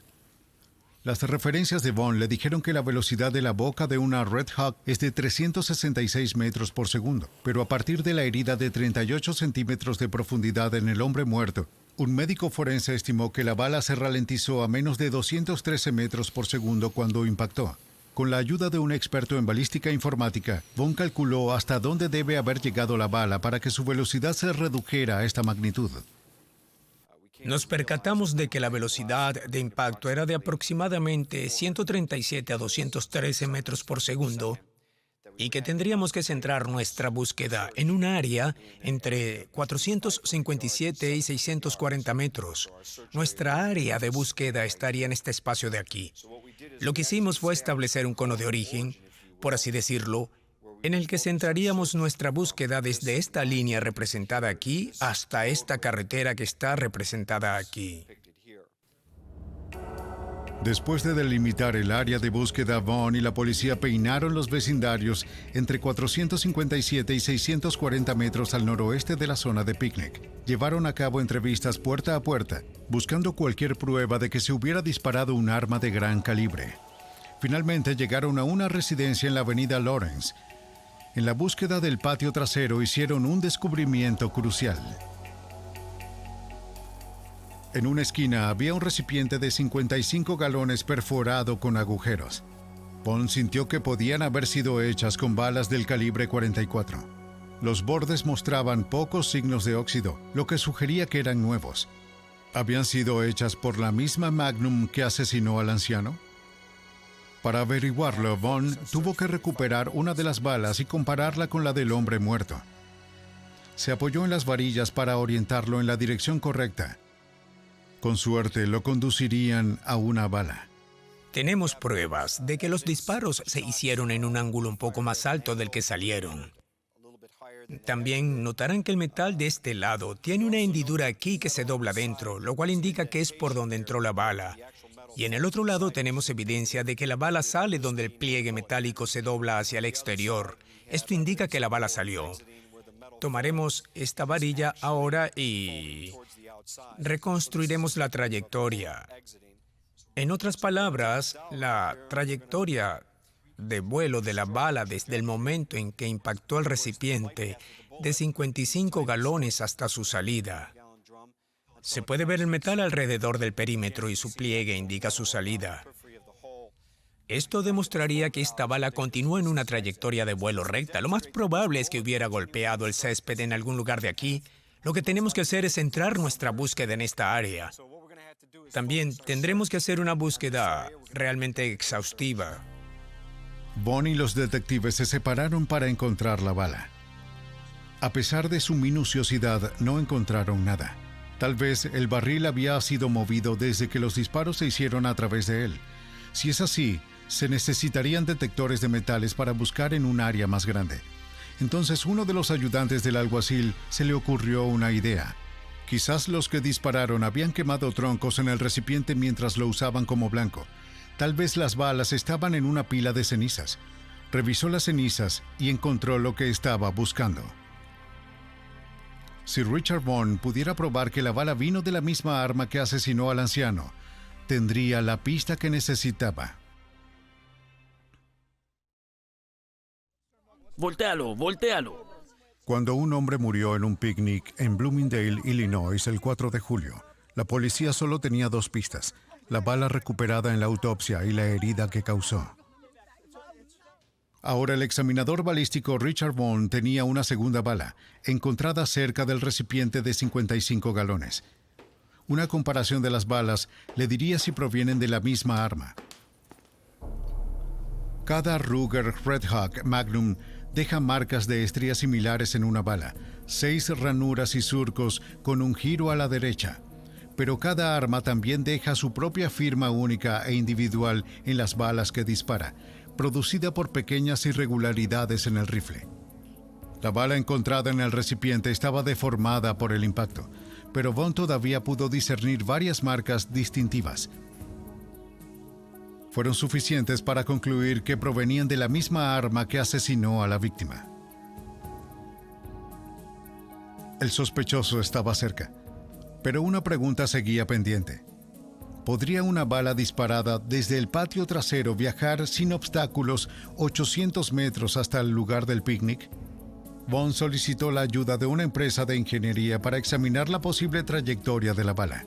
Registraron las elevaciones del terreno, las posiciones, alturas de cada casa y árboles entre las residencias de la avenida Lawrence y el área del picnic. Luego construyeron un diagrama. La línea roja muestra la trayectoria calculada de la bala. La línea oscura aquí indica el terreno. Hemos documentado aquí las viviendas que están dentro de la línea de la trayectoria de la bala. Lo que pudimos determinar que fue esta residencia en particular, por ejemplo, la bala iba directamente a su derecha. Esto indica dónde estaba el arma. Esta es la valla que estaba detrás de la propiedad de los sospechosos. Y este es el área donde la víctima estaba sentado. En su viaje de 800 metros hasta el área de picnic había muchos posibles obstáculos. Sorprendentemente, la bala no le dio a ninguno. ¿Pero tendría todavía suficiente poder para asesinar una vez que llegara ahí? Para presentar su caso, Vaughn tenía que probarlo. Acudió al experto en balística de heridas Martin Fackler, que había ideado una forma estandarizada de probar hasta qué punto una bala penetra en la carne humana cuando viaja a distintas velocidades. La profundidad de la herida depende de la velocidad de la bala. Para simular el poder penetrante de una bala después de un vuelo de 800 metros, se retira algo de pólvora para reducir su velocidad a entre 122 y 213 metros por segundo. Esto se conoce como un tirador de inercia de bala. Y vamos a usar esto para tirar y separar la bala del estuche del cartucho, de modo que podamos retirar el polvo del estuche del arma. Vaughn cuidadosamente inclina una cantidad medida de la pólvora. Es un proceso de ensayo y error. Vacía algo de pólvora, dispara una bala. Mide la velocidad de la bala. Si es demasiado alto, se quita un poco más de la pólvora. Si es demasiado bajo, se quita menos de la siguiente ronda. Para asegurar que la bala impacte en el bloque a la velocidad prevista, su velocidad se mide con un temporizador electrónico. A esto se le llama cronógrafo. No es más que un temporizador que se inicia con la sombra de una bala que pasa entre estas dos primeras barras y el tiempo se detiene con la sombra de la bala que pasa entre las dos segundas barras. La velocidad en metros por segundo del proyectil se registra en la parte delantera de la máquina. Finalmente, cuando todo está listo, la bala de prueba se dispara contra la gelatina. ¡A cubierto! La bala viajó 38 centímetros, casi idéntica a la profundidad de la herida fatal. Al igual que la bala encontrada en la víctima, no se había deformado. La prueba demostró que la bala tenía suficiente poder para asesinar al hombre a 800 metros de distancia, lo que es una prueba más de que el disparo había sido hecho desde la avenida Lawrence. Los resultados de la prueba de Vaughn dieron al asistente del fiscal del estado, Joe Burkett, motivos para entregar una orden de registro a Robert Loxton, residente de la casa donde encontraron el recipiente. Loxton admitió que él y su novia celebraban el 4 de julio, pero al principio negó tener un arma. Como delincuente exconvicto, era ilegal que poseyera una. Mintió sobre todo hasta que se enfrentó a hechos que conocíamos y que habíamos incluido en la orden de arresto, y finalmente confesó e implicó a su novia también en el tiroteo. Bajo la presión de Burkett, Loxton presentó una Strom Ruger Red Hawk de calibre 44. Más tarde confesó y reveló los acontecimientos de su fiesta. Comenzó con una barbacoa para unos pocos amigos. Por la tarde, Loxton había entrado a la casa a buscar su Ruger Red Hawk. Una jarra de agua fue colocada en el recipiente de 55 galones como blanco. Loxton disparó 5 tiros. Una golpeó la jarra, pero 4 fallaron, y en su lugar tocó el recipiente. Luego le entregó el arma a su novia, cuyo disparo no le dio a la jarra y al tambor por completo. Tras la declaración de Loxton, Vaughn determinó que la novia disparó la bala mortal. Como era más baja que Loxton, inclinó el arma más alto. El aumento del ángulo le dio a la bala una trayectoria lo suficientemente alta como para llegar a los campos de picnic. Loxton se declaró culpable del uso ilegal de un arma de fuego, de poseer un arma robada y de homicidio involuntario. Su novia también admitió haber disparado el arma y también se declaró culpable de homicidio involuntario. Loxton fue sentenciado a 6 años. Su novia recibió 90 días más libertad condicional. Y fue realmente una investigación exitosa porque, como con cualquier asesinato o cualquier homicidio, los oficiales de policía y fiscales no tomaron vacaciones. Trabajamos en conjunto con la oficina del alguacil, la oficina del forense, el departamento de policía de Bloomingdale, el sargento Vaughn del laboratorio criminal. Todos hicieron un excelente trabajo. En Bloomingdale, la víctima y el asesino desconocían la existencia del otro y estaban a 800 metros de distancia. Se necesitaron las herramientas de la ciencia forense y la dedicación de los profesionales de fuerzas policiales y de expertos en balística para descubrirlo. La muerte de Bloomingdale fue un trágico accidente, causado por el descuido y un sorprendente giro del destino. Su aleatoriedad lo convirtió en un desafío a resolver. En Chicago, durante la turbulenta década de 1960, un investigador se enfrentó a un reto diferente. Encontraron muerto a un activista político. ¿Fue asesinado en defensa propia o intencional? Las paredes acribilladas con balas tenían la respuesta. 4 de diciembre de 1969, 4:45 de la mañana. 14 agentes de policía seleccionados por el fiscal del estado de Illinois, Edward Hanrahan, se acercaron a un apartamento en el área de Oak Park en Chicago, el corazón del gueto negro de la ciudad. Estaban a punto de embarcarse en lo que se convertiría en uno de los eventos más controversiales en la historia de Chicago. El apartamento del primer piso estaba ocupado por miembros del partido Pantera Negra una organización militante de izquierda que predicaba la revolución social. Cuando el grupo principal de policías entró por el frente, una fuerza más pequeña entró por la parte de atrás. 15 minutos más tarde, el pequeño apartamento de 2 dormitorios estaba lleno de 100 balas. Cuando el humo se disipó, 2 jóvenes panteras murieron. 4 resultaron heridos, 2 de ellos gravemente. 2 policías recibieron heridas superficiales. En la incursión encontraron un alijo de armas, 19 armas y cajas de municiones. Entre los muertos estaba Fred Hampton, de 21 años, el carismático líder del capítulo de los Panteras de Illinois. Los negros necesitan algo de paz. La gente blanca necesita algo de paz. Tendremos que pelear. Vamos a tener que luchar religiosamente para lograr la paz. Hampton fue la 28ª Pantera Negra asesinada por la policía en menos de 2 años. Los Panteras Negras surgieron en Oakland, California, producto de los disturbios sociales de la década de 1960. Mientras que los líderes negros como Martin Luther King abogaban por la desobediencia civil y la acción política para promover los derechos civiles, los Panteras parecían dispuestos a usar la violencia si era necesario. La incursión del 4 de diciembre se convirtió rápidamente en un evento mediático, ya que las Panteras y las autoridades contaron cosas radicalmente diferentes de lo que había ocurrido.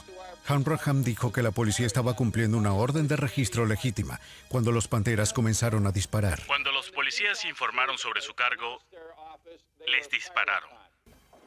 En una manifestación filmada, la policía dio su versión de la operación.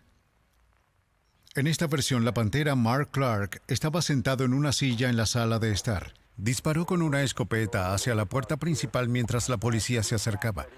La policía irrumpió y lo asesinó a tiros.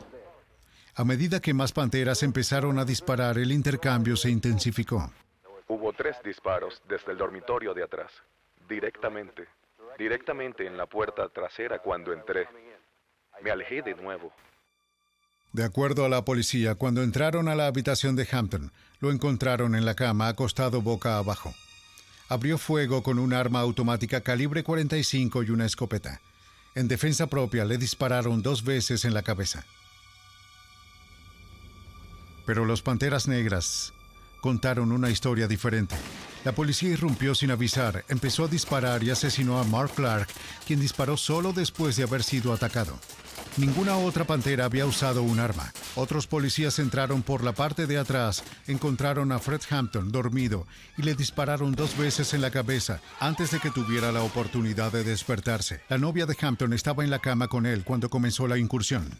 Estaba medio dormido y cuando miré hacia arriba vi las balas que salían del frente del apartamento, del área de la cocina. Había policías disparando. Solo levantó la vista, no dijo una palabra, no se movió. Acababa de bajar la cabeza, nunca se levantó de la cama, nunca dijo una palabra. Nunca se levantó de la cama. Las panteras estaban convencidas de que Fred Hampton había sido asesinado y que la policía había encubierto todo. El abogado de las panteras, Skip Andrew, actuó como su portavoz.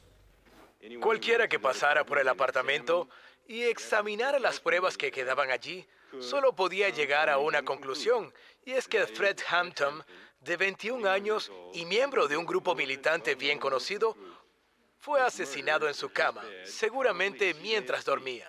La policía arrestó a las panteras sobrevivientes y los acusó de varios delitos, incluso de intento de asesinato. Para defender a las panteras, sus abogados necesitaban pruebas que apoyaran su versión de la incursión. Acudieron al experto en balística Herbert McDonald. Parecía una decisión insólita. En varias ocasiones había investigado los tiroteos entre la policía y grupos radicales negros. Usualmente se ponía del lado de la policía. Comprendí que se trataba de un tiroteo similar a los que había investigado antes en la República de Nueva África, Fred y otros. Así que esperaba que este fuera otro grupo de militantes negros que estaban equivocados y que la policía estaba en lo cierto. Cuando McDonald vio su rol, tuvo que decidir si la policía o el relato de la redada de los Panteras revelaban la verdad. Para determinar esto, tendría que reconstruir la redada a partir de agujeros de bala y balas gastadas en el apartamento. Se necesitaría la habilidad de McDonnell para averiguar qué sucedió. Entró en el apartamento a través de un pequeño vestíbulo que conducía a la sala de estar. Mark Clark, el primer Pantera en morir, había sido disparado aquí. Detrás del salón había 2 dormitorios. Fred Hampton había muerto en el más alejado. Finalmente, en el fondo estaba la cocina, por donde había entrado la retaguardia de la policía. McDonnell comenzó su investigación en la sala de estar. Pasé 10 horas y media recogiendo pruebas, tomando fotografías y observando las trayectorias de varias balas. Nunca había visto un área que hubiera sido tan baleada como la sala de estar. En la pared del sur había 45 agujeros de bala de varios calibres. Los más grandes eran de calibre 45 y fueron disparados con una ametralladora Thompson. Hubo disparos de escopetas y hubo de calibre 30 y 38. El hecho de tener diferentes tamaños hizo que fuera algo fácil establecer cuáles fueron disparados con diferentes armas. ¿Quién había hecho esos disparos? ¿Las Panteras o la policía? McDonnell esperaba que su investigación le diera la respuesta. Pasen. Mientras los visitantes recorrían el apartamento, McDonnell se puso a trabajar desempacando las herramientas simples de su oficio. Una cámara, un cuaderno, una regla y una cuerda. Pronto hizo una petición curiosa. Le pregunté si podía traer unas pajillas y unas varillas. Las Panteras salieron, algunos de ellos, y regresaron muy rápido con un gran puñado de pajillas y un paquete de varillas pequeñas. Después de medir la posición exacta de cada agujero en la pared de la sala de estar, McDonnell introdujo suavemente las varillas y las pajillas. Siguiendo la dirección de una varilla, podía trazar la trayectoria de una bala. Las pajillas protegían los agujeros, asegurando que una espiga no golpeara el yeso y destruyera la evidencia. Cuando terminó, el resultado fue sorprendente. Las 45 balas habían sido disparadas desde la puerta de la sala de estar. Todas debieron venir de la policía cuando irrumpieron en la habitación. Cuando comencé a mirar el número de agujeros de bala, se hizo evidente que la gran mayoría parecía estar entrando en el apartamento en lugar de salir. La investigación parecía estar favoreciendo la versión de los Panteras acerca de la redada, pero la policía se apresuró a exponer su caso. En una entrevista con el Chicago Tribune, Hanrahan mostró una fotografía de agujeros de bala en la moldura alrededor de la puerta trasera. Lo llamó prueba irrefutable de que los Panteras habían disparado a la policía cuando entraron por la parte de atrás del apartamento. Los reporteros estudiaron las fotos. Una de las 2 fotos que le dio Tribune tenía 2 agujeros de bala en lo que se suponía que era el lado derecho de la puerta trasera. Pero cuando los reporteros inspeccionaron el apartamento, encontraron que las marcas no eran agujeros, sino clavos. Hanrahan se retiró. He dicho que hemos publicado las fotos. No hemos caracterizado ni descrito las condiciones que describen. Aparte de decir que es una representación exacta de ese objeto en particular. Ahora la policía cambió su historia. Las balas de las Panteras, según decían, entraron con la puerta abierta. Eso no es lo que McDonnell encontró. Las afirmaciones de que se dispararon balas contra la policía por la puerta trasera son injustificadas. No hay manera de que las balas no hayan golpeado a una persona en la puerta, y si se les pasara por alto, habrían chocado contra una pared de ladrillo. McDonnell continuó su investigación en el dormitorio delantero, donde descubrió que las balas en la sala de estar habían atravesado la pared. Mientras estaba en el dormitorio, notó que la puerta también estaba perforada por las balas. Contó 25 impactos. La policía había dicho que los Panteras les dispararon en el dormitorio y se negó a dejar de disparar a pesar de las órdenes de los agentes. A primera vista, la puerta parecía confirmar esta parte de la historia de la policía. Todos los disparos en la puerta vinieron de adentro hacia afuera. Exactamente lo que se esperaría si los Panteras en el dormitorio hubieran disparado a la policía. Pero había un rompecabezas.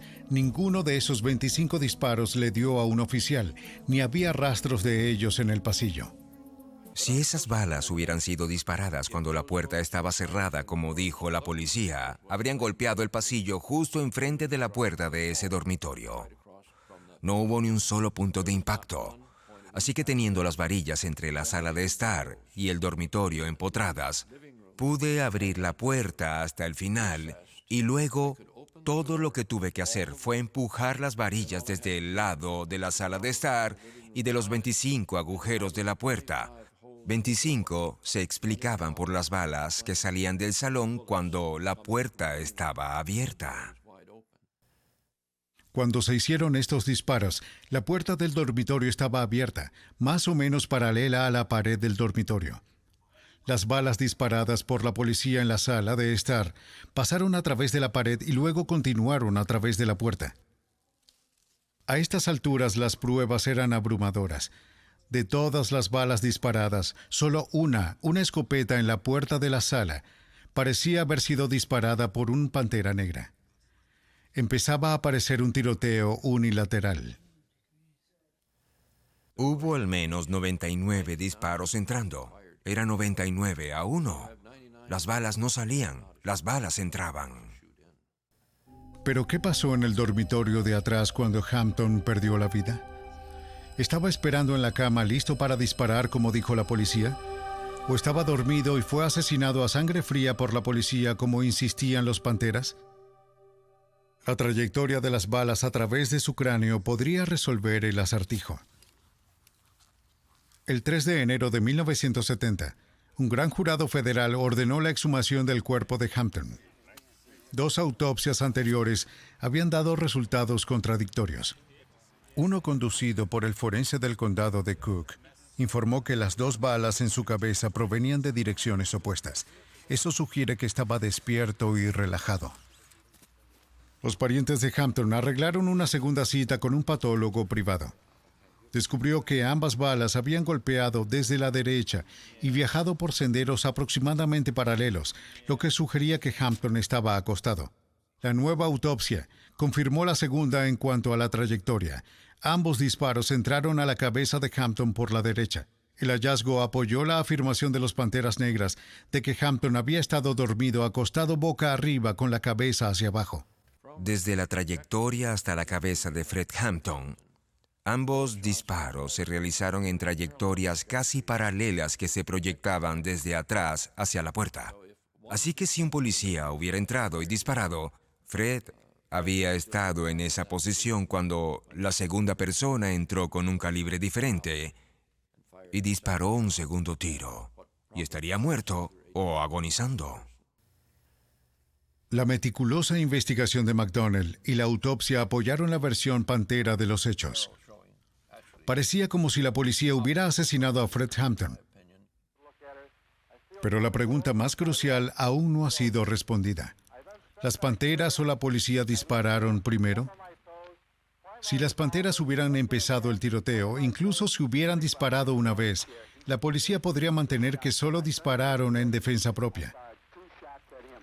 Para responder a esta pregunta, McDonnell realizó su trabajo de detective más deslumbrante. El tiroteo había comenzado cuando la policía irrumpió la sala de estar. McDonnell encontró que la puerta de la sala contenía 2 agujeros de bala. Su examen de marcas de pólvora y astillas de madera estableció que una bala provenía de afuera. De un revólver de calibre .38 de la policía, recuperó la bala en la pared del salón. Un segundo agujero más grande probablemente vino de la escopeta de Mark Clark. Después de hacer un agujero en la pared de la puerta, la bala atravesó una pared y terminó en el hueco de la escalera fuera del apartamento. McDonnell tenía una idea. Al averiguar hasta dónde estaba abierta la puerta cuando la bala del calibre 38 y la bala de la escopeta pasaron a través de ella, podría ser capaz de saber quién disparó primero.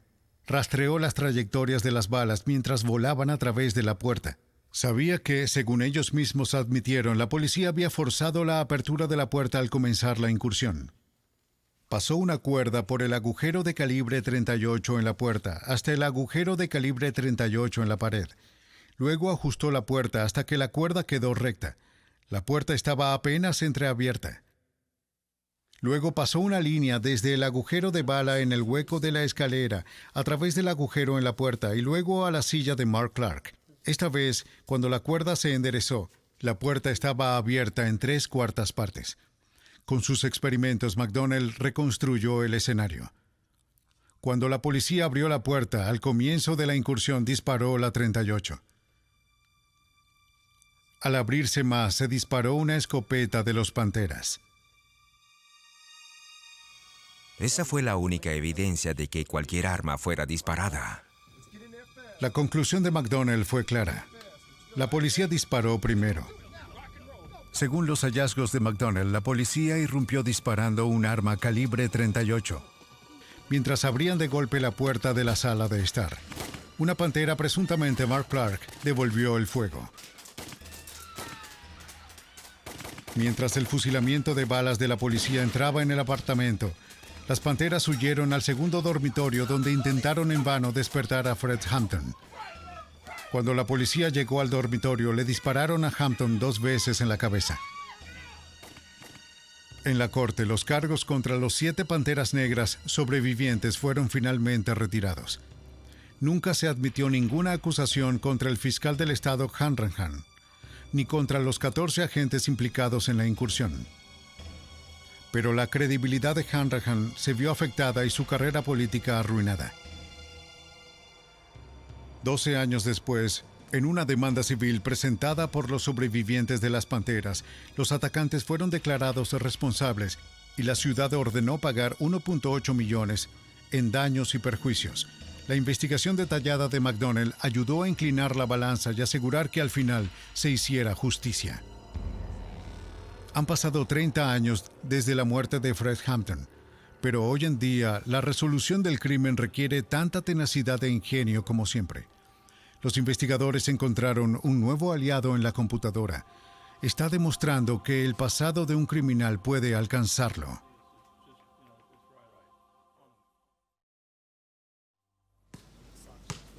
El 8 de marzo de 1996, un niño jugaba en la tarde como lo haría cualquier niño de 12 años cuando ocurrió la tragedia.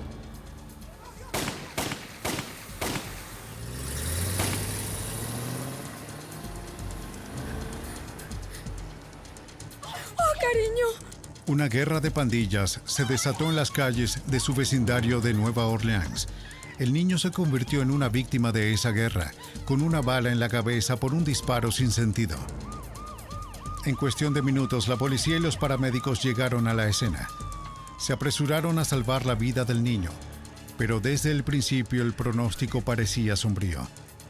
Los detectives de homicidios del Departamento de Policía de Nueva Orleans comenzaron a entrevistar a los testigos del caso. 2 hombres que habían corrido por seguridad cuando ocurrió el incidente regresaron a la escena. Uno de ellos era el tío de la víctima. Los hombres admitieron ante la policía que ellos eran las víctimas. Reconocieron el auto e identificaron al hombre del gatillo como Kevin Jordan, miembro de una pandilla y traficante de drogas. El niño fue llevado al hospital.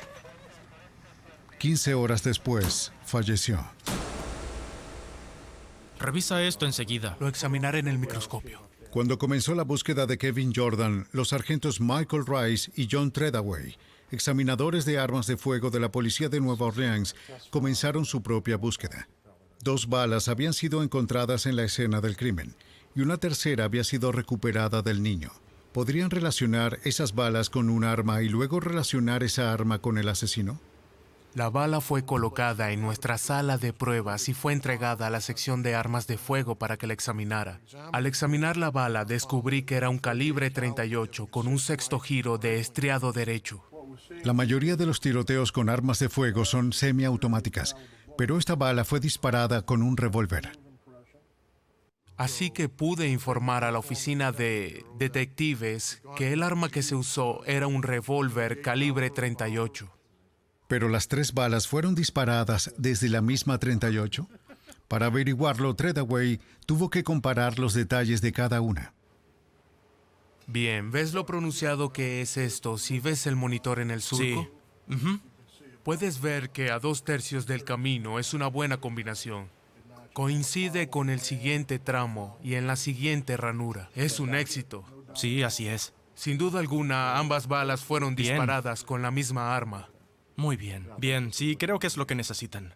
Ahora los detectives en el campo sabían que solo se había usado un revólver calibre 38.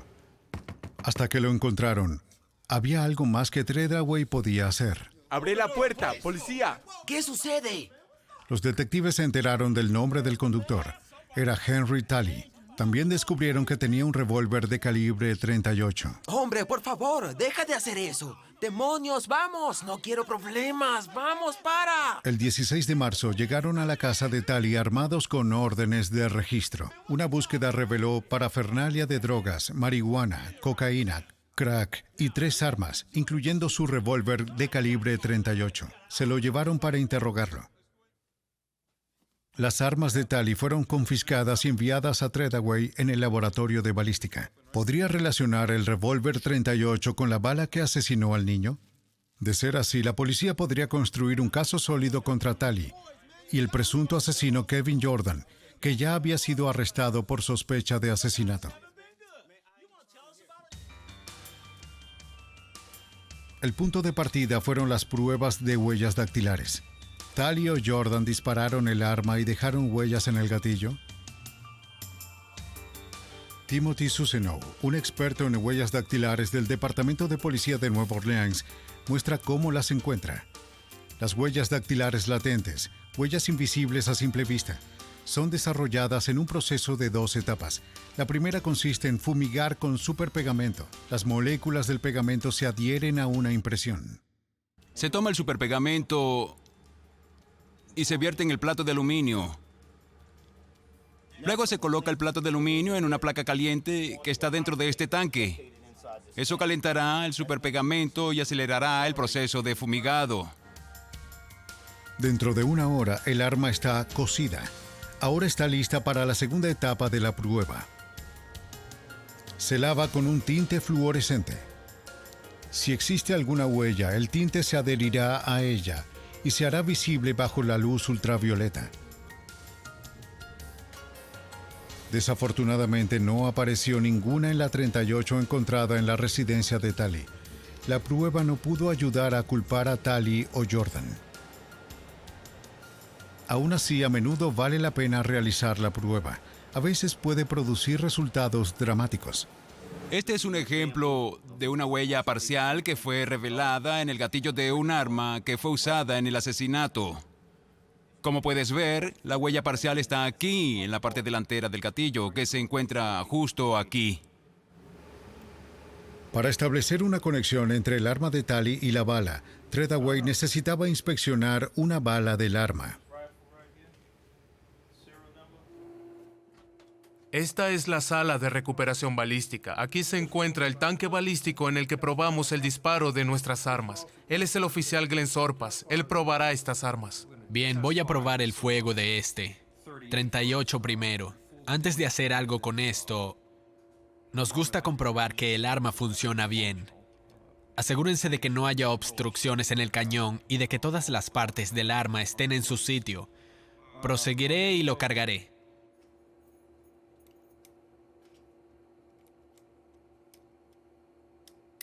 Tenemos que ponernos protección para los oídos. Hay mucho ruido aquí. El arma se dispara en un tanque de 800 galones de agua, informalmente llamado el jacuzzi. El agua detiene la bala sin distorsionar su forma ni marcar su superficie.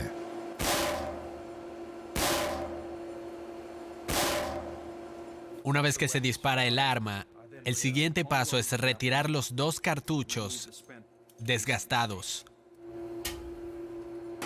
El sistema de recuperación de balas es simple pero efectivo. Un mango de escoba y un trozo de masilla tonta.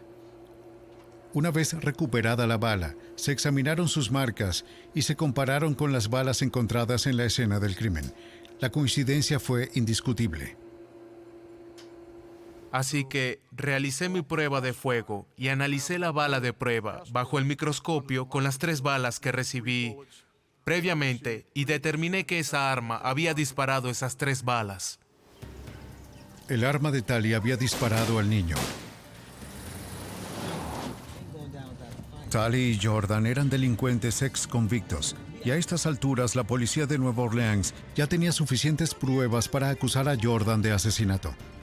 Pero sospechaban que las armas encontradas en la casa de Tali habían sido usadas en otros crímenes. ¿Podría un nuevo sistema informático implicar a Tali en crímenes pasados?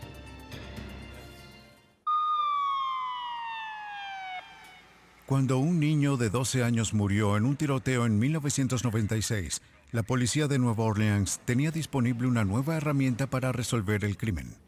A principios de ese año instalaron el Sistema Integrado de Identificación Balística, o IBIS. Acelera dramáticamente el tiempo que se tarda en hacer coincidir las balas de la escena del crimen con las armas confiscadas por la policía.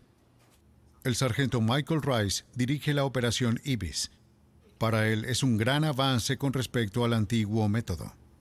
Íbamos y físicamente tomamos estas armas, le hacíamos pruebas y análisis en el microscopio.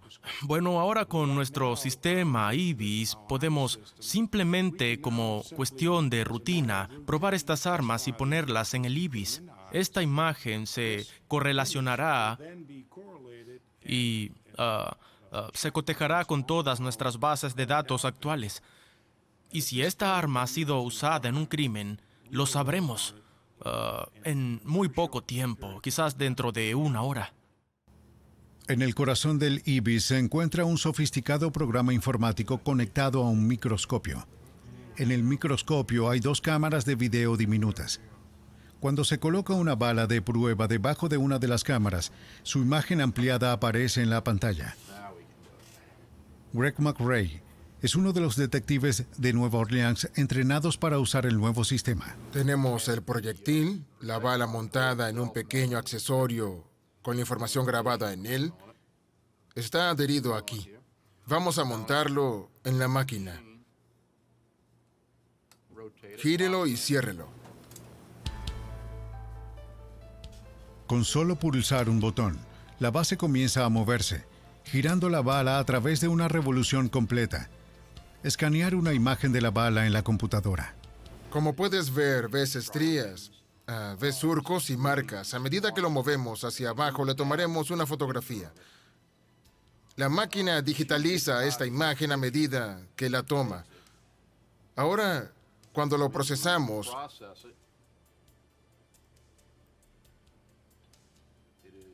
la imagen es tomada y luego procesada digitalmente desde esta máquina a la siguiente computadora que a su vez la correlacionará. IBIS es un programa diseñado para escanear cada imagen en busca de su patrón distintivo de marcas o líneas. Una vez elegido, el programa busca en su base de datos, buscando otras imágenes de balas que coincidan. En menos de 1 minuto puede examinar miles de balas, una tarea que le llevaría años a un experto en balística como John Treadaway. Esta parte del IBIS se llama Bulletproof, un segundo subsistema llamado Brass Culture que permite escanear y comparar los cartuchos usados. El proyectil, que es la otra sección de la bala, se colocaría en esta zona, se encerraría aquí y se aseguraría. Este particular microscopio tomará una fotografía con la cámara montada aquí de la parte trasera, o debería decir la cara de la brecha de la cubierta. También el percutor está en esta zona de aquí. Ahora la computadora registra las características distintivas del proyectil, las posiciones y formas de las hendiduras dejadas por el percutor y los pequeños agujeros que quedan al ser expulsado del arma. La operación se tarda de 2 a 3 minutos. IBIS había sido instalado hace menos de un mes cuando una bala calibre 38 del revólver que asesinó al niño de 12 años entró en él. No hubo coincidencias, ni con las miles de balas de la base de datos de la computadora. Pero el poder real del sistema se demostró con las balas de prueba, disparadas con una segunda arma, una automática calibre 45 encontrada en el apartamento de Henry Tali. El detonante que estamos viendo, si lo observas muy de cerca, puedes ver esta imagen justo aquí. Lo revela todo. Esto es muy claro. Al mirar la pantalla sabíamos que la probabilidad de una coincidencia era muy alta. El Ibis hizo un gran hallazgo, implicando a Henry Talley en otro tiroteo sin resolver.